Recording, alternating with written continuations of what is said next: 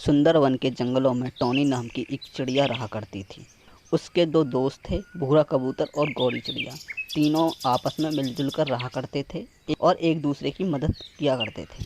तीनों के पास अपना अपना एक खेत था। भूरा और गौरी अपने खेतों में अंडे की फसल उगाया करते थे और टॉनी अपने खेतों में सब्जियां उगाया करती थी।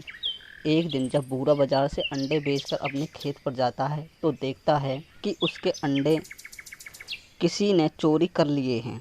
वह यह बात गौरी को बताता है। गौरी बोलती है, भूरा, आज तुम्हारे खेत से अंडे चोरी हुए हैं, क्या पता कल मेरे खेत से भी अंडे चोरी हों। हमको कुछ ना कुछ करना होगा, नहीं तो इसमें हमको ही नुकसान होगा।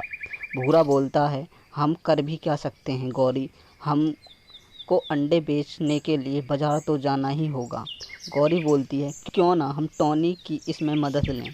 दोनों टॉनी के पास जाते हैं और उसको सारी बात बताते हैं।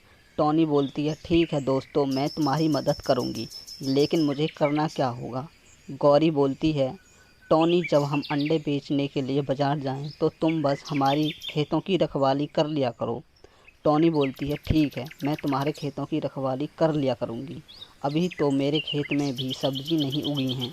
अगले दिन टॉनी उन दोनों के खेतों में रखवाली करने आ जाती है। दोनों के खेत पास ही थे, इसलिए उसको ज़्यादा परेशानी नहीं हो रही थी। दूर एक पेड़ पर कालू कौआ बैठकर टॉनी को रखवाली करते हुए देख रहा था, क्योंकि वही था जो उन दोनों के खेतों से अंडे चोरी किया करता था। वह सोचता है कि आज यह चिड़िया कहाँ से आ गई, अब मुझे इसको बेवकूफ़ बनाना होगा।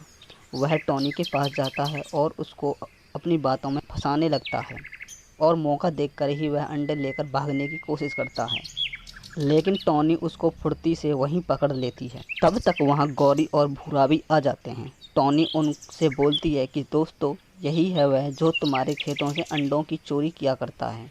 गौरी बोलती है, अब इसका इंसाफ तो राजा ही करेगा। तीनों उसको पकड़कर राजा के पास ले जाते हैं और राजा उसको अपनी सलाखों में डालने का हुक्म दे देता है।